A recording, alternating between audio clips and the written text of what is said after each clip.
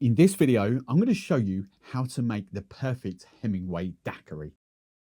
So the ingredients you're going to need to make the Hemingway Daiquiri, very simple. This traditionally a lighter column still type of rum. Puerto Rico, Dominican Republic, Cuba, that's where we would generically go. So I've got Don Q Cristal here. It's a sort of the white unaged rum.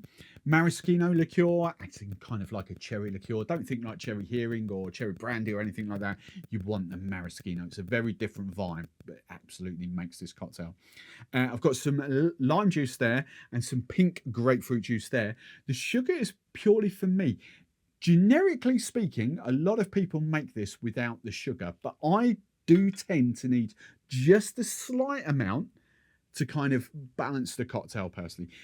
Basically, what this cocktail is like a daiquiri, and it just simply replaces the grapefruit and maraschino, replaces the sugar. So shaken cocktail, first ingredient, we want 60 ml of 2 ounces of your white unaged rum, 15 ml 1/5 of maraschino liqueur. I'm literally going for about 7.5 ml of just normal sugar syrup, 22.5 ml 3/4 of an ounce of lime juice, and then 15 ml of pink grapefruit juice. And remember to shake your cocktail really hard because you want a dilution and the chill. After you've done that, double strain it into your favourite coupe or martini glass. Then to garnish, just drop a maraschino cherry into the glass. That is absolutely delicious.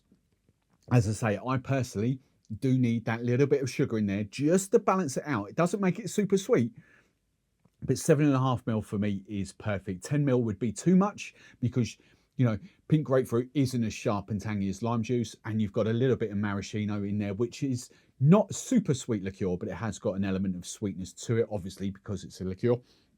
So just that little tiny extra bit of sugar in there, bit grapefruit, cherry vibes. Obviously the cherry from the maraschino cherry coming out from the bottom there, that little bit of flavour.